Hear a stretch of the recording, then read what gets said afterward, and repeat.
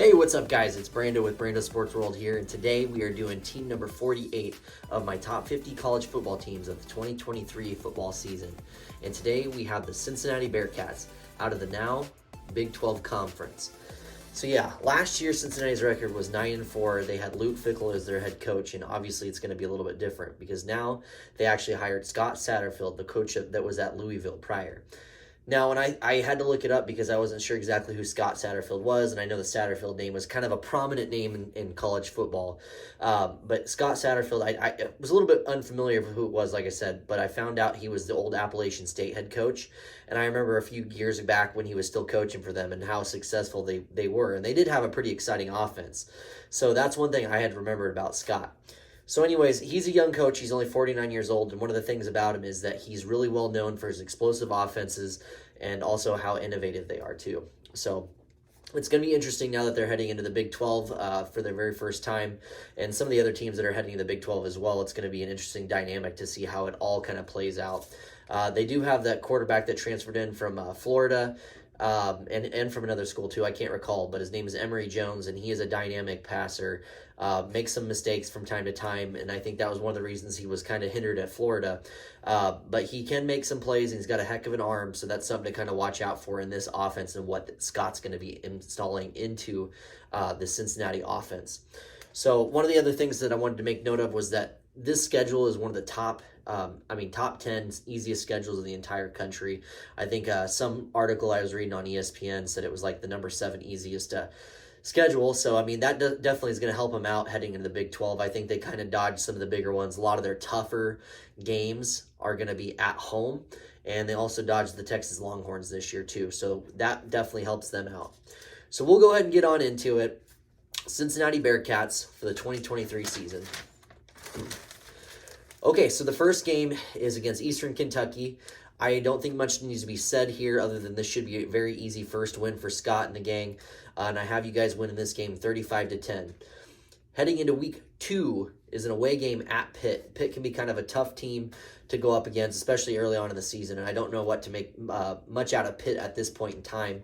I think it'll be a close game, especially with this new look offense. I think that, Scott might have some interesting play calls and just kind of see what happens. But I think they will find some success. It will be a close game, but I have you guys actually edging Pitt out away in Pittsburgh 28-27 for a nice signature win. Heading into the third week is a game against Miami, Ohio. I just honestly think not much needs to be said about this one as well. Should be an easy win for you. Another strong offensive showing. Have you winning this one by a big score of 42-14. The very next week is a game against Oklahoma. Obviously, Oklahoma's going to be tough. They have that new coach that was the defensive coordinator from Clemson. This will be his second year at the helm of the Oklahoma Sooners, and I would imagine that defense is really going to start clicking on all cylinders, not to mention Oklahoma just has an absurd amount of talent year after year. It's like a factory over there. They can just continuously keep turning that out. So I just think with you guys having a new coach and trying to install some things early, I think you are going to get some points on the board, but not enough to beat Oklahoma. And I have your first loss of the season being 31-17. Now, the very next week is an away game at BYU. I'm actually a decent fan of BYU's. I've watched them a few of their games late at night here in the central time zone area in Nebraska. That's kind of a little bit later for us, so you got to stay up a little late to watch it. But I just think that they're a more balanced team than you guys at this moment. They're going to play strong defense. Their coach really preaches in on that, and I have you losing a second game in a row, 24-17. Now, that could be a toss-up game too. Don't completely count yourselves out of it. I think that'll be a great game to watch, especially with it being on the road. Had it been a home game, maybe I actually probably would have given you guys the win here, or at least, flip a coin. But I have you losing that one 24-17. The very next week is a home game against Iowa State. I did another video. Iowa State was team number 50 on my top 50 countdown. And I actually have Iowa State stealing, and I mean stealing, a very big win. I think this will probably be one of the biggest wins on their schedule. I don't think Iowa State is necessarily a tough team, but it's one of those teams you'd rather not have on your schedule just because with the uncertainty with Matt Campbell and kind of how bad they've been doing the last few seasons. I think they'll kind of be more mediocre this season as well, but I think they take a big win here and win 34-17. and that's kind of an anomaly. So it's just one of those freak games. Everyone has one. Most teams have one once a year. I think this would be the one where you just scratch your head and say, "What the heck happened there?" So, anyways, next game, Baylor. I think Baylor is a fantastic team. I think they have a lot of room for improvement, and they're in a hotbed there in Waco and all those surrounding areas in Texas. I think they're going to do quite well this year, and I think they're going to have an improved offense. Their coach is a defensive-minded coach in Dave Aranda, and I think that defense is going to play stellar this year. And I think, like I said, they're just kind of getting better and better. They're vastly improved, and I have Baylor winning that one again for your third loss. And that one I put down 28-20, so you're kind of in it. But at the end of the day, you still take the loss. The very next week is a game against Oklahoma State. It is away in Stillwater. The Fighting Van Gundys. I've always been somewhat of a fan of Oklahoma State. Just kind of one of those dynamic teams to watch. You know, they like to air it out like your Texas Tech did back in the day, and even more so now. But I have Oklahoma State winning this one in a very, very close one, 35-31. Again, another toss-up.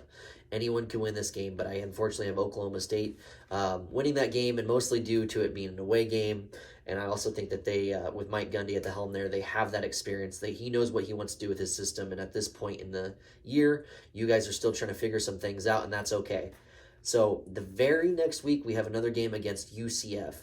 UCF, Gus Malzahn, he's their head coach. Great coach. He did quite well at SEC country over there. Auburn, left Auburn, and has found some success at UCF, not quite as well as Scott Frost did, or Josh, what's his bucket? Josh Heupel, the Tennessee coach. Sorry, I'm still trying to get all these coaches' names down. It's a lot. But, I have UCF actually losing a tough game here. I think your defense really shows up this game. I think you start figuring some things out more. And I think that defense is going to start transitioning into the offense as well, and both things are going to start getting better. But this game, the defense starts showing up a little more. They start to figure some things out, and I have you winning 28-13. Next game is an away game at Houston. Houston also joining the Big 12 for the first time. Should be an interesting game. I think between Cincinnati Bearcats and the Houston Cougars. I think it'll be an interesting game to watch. I think it'll be very close. But I have you guys winning it, taking the away game easily 31-20. And I think this is when your offense really starts to kick into gear. So now that you're getting these the offense and defense working together, showing up, and the team is starting to gel, this is when the magic starts happening for you guys. And it comes just in time because the next week is an easy away game at West Virginia. West Virginia is just not the team that they used to be. Dana Holgerson had him going for a while there. He had a couple up and down seasons, and I think now he's at Houston too. So ironically, you just played them, and now you're playing his old team in West Virginia. They used to be a really fun team to watch over the last 10 to 15 years. They're just not the same team like I was saying. I think your offense is really clicking now, and you easily win this one 35-17 with a big margin of victory there. Now, the final game this season, you're already at 6 wins, so you're definitely bowl eligible, and I think that's a very good possibility with this schedule, and that's great for a first-year coach. Can't ask much more than that, and that would be a successful season in my opinion. But this last game is a tough one. It's against the Kansas Jayhawks. Now, the Kansas Jayhawks, I actually have them as my top 5 most improved teams, and that's a year-over-year statistic. Honestly, Lance has them looking really good, and I enjoyed watching their offense. And yeah, they kind of sputtered towards the end of the season last year, but I think you're going to see a whole nother level of talent that's going to get brought in, and more talent's getting developed, more so than being brought in. But he knows how to develop them, and he has the track record to prove that he's done that. And honestly, he has them kind of running at like a top 20 type of team level. So this might just be kind of out of your guys' cusp of winning this game. I think it'll be somewhat close, but towards the end, I just think that they end up pulling away with this one 31-24, and you do take that 6th loss. So with that being said, it's a 6-6 record to end the season. It's Scott Satterfield's first year as the Cincinnati Bearcats coach, and I would consider that a very successful season, making it to bowl eligibility. You come into the Big 12, and you show promising signs now that you're starting to get your offense and defensive units together. And towards the end, like I said, you end up losing that last game against Kansas, but you have a nice, strong showing. Recruits are going to notice it. Cincinnati has a nice, rich tradition, too. one of the more fun teams in college football to watch. And so I'm actually looking forward to seeing how they do. I hope they win 7-8 games this year just to make it more interesting. And like I said, there was a couple toss-up games there too, with that Oklahoma State game and the BYU game. So that's all a possibility. Might even be 7-5. But it'll be fun to see how it all kind of unfolds. But anyways, thank you guys so much for tuning in. I really do appreciate it. Please like, comment, and subscribe if you're a Cincinnati Bearcats fan or just like college football in general. I'd really appreciate it.